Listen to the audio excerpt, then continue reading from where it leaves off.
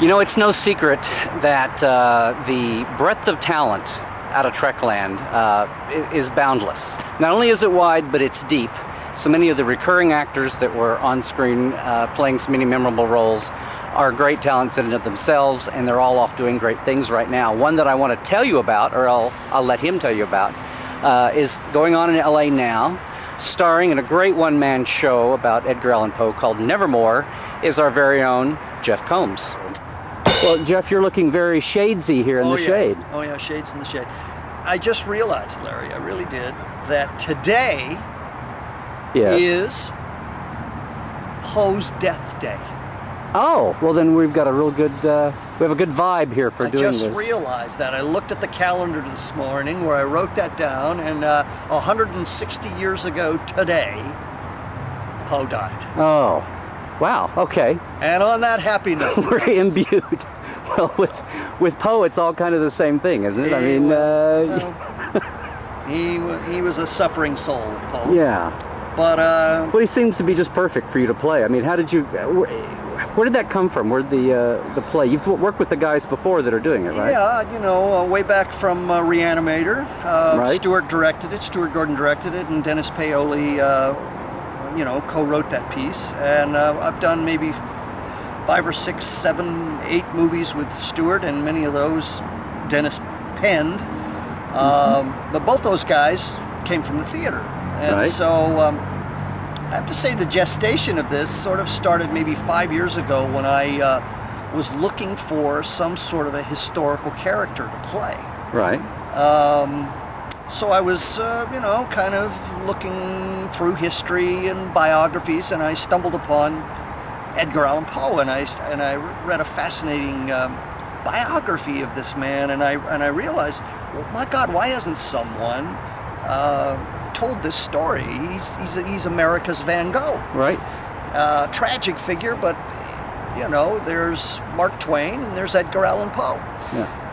As far as America goes. Yeah. And so I sort of planted that seed with Stuart, and maybe 1.5 years, 2 years went by, and he came to me with this script for a short-lived series on Showtime called Masters of Horror. And he took the Black Cat, and he and Dennis made Poe the main character in one of his stories. And that way they could weave in autobiographical details of Poe's life into one of his stories. It's got some parallels there, you know. So while we were shooting that, Stuart said, my God, you know, you could do a one-man show of Poe. And so that's how this show came about. One day Stuart called and said, oh, I have us a theater. And the Steve Allen Theater in East Hollywood generously opened their doors to us and said, please do it here. So we're on our 3rd extension.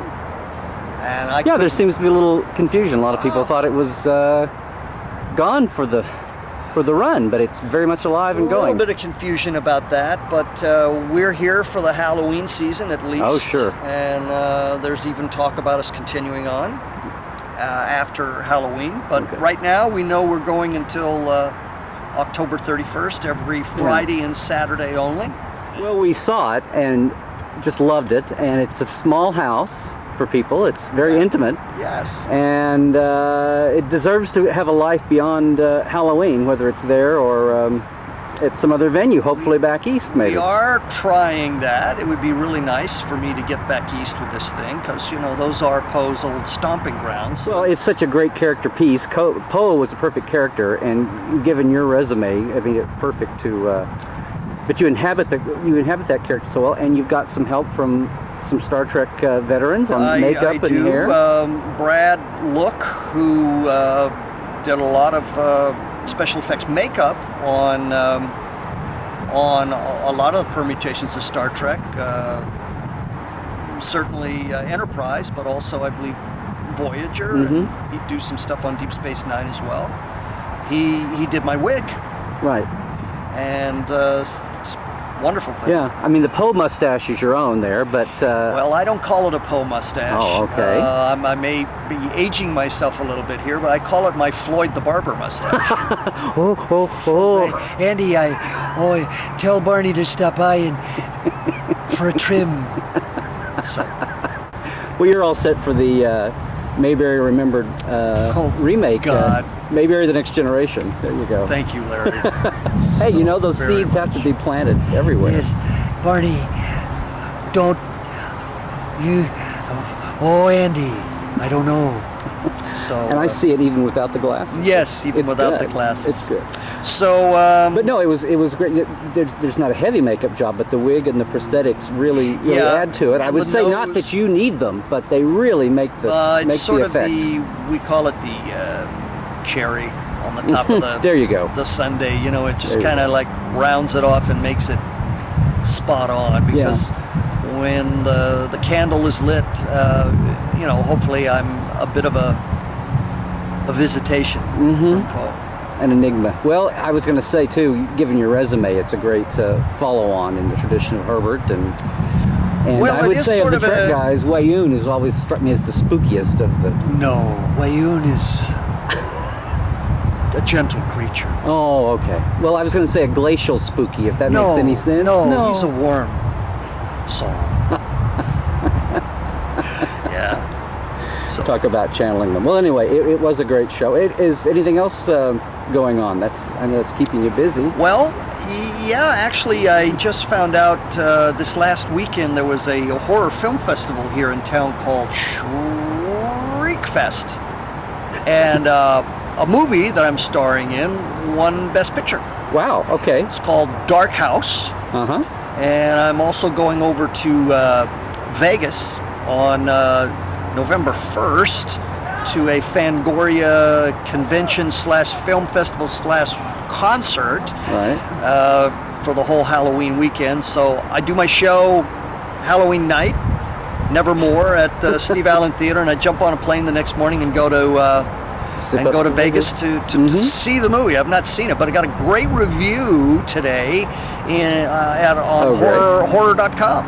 Oh, okay. So, Dark House. Dark House. And I play a very positive entrepreneur who goes around to different towns and finds the spookiest house in the community and turns it into a haunted mansion ride, resort spectacle. And little do I know that the one that I've chosen this time is really haunted. So I almost jumped, but I was trying to be amateur to professional. But it got great response. So I'm great. I'm glad about that. Now that's on the festival circuit now, or what's the plans for it? I think it's on the festival circuit. I think they just are showing it at a couple places, and I think they're in negotiations about some sort of distribution deal. Okay. But at this point, nothing finalized. But this certainly helps. Sure. Well, we'll be on the lookout for it, and most of all, if you're in Southern California, get by the Steve Allen Theater. Yes. You can go to steveallentheater.com and get tickets, and everybody seems to love the show. No intermission, hour and a half, cheap date. You impress your date and be out of there and necking in the car before you know it. It doesn't go so well for Poe in the play, but well, I guess he comes around. Well. Nothing went well for Poe. That's true. So what's new? But he rallies. He does. He does in a great way. Yes. But anyway, well, we'll look for you there, and we'll look for Dark House. And thanks for coming by Trekland and spending some time. My pleasure. I'm glad that we're here in Johnny Carson Park. Yes. I did not know that. You know. It's actually not a set. This is not a backdrop. We're really in nature. Yes. Although in the middle of there's NBC right over there. Yeah. Right. Yeah. And over there's a freeway. And show them that too. This is really the best part. Just turn around and look. Oh yeah. Oh, the beautiful LA High Lines. Yeah. That's what I'm looking at. Well, that's the magic of Burbank. There you go. Love you all. Okay, Jay. Thanks.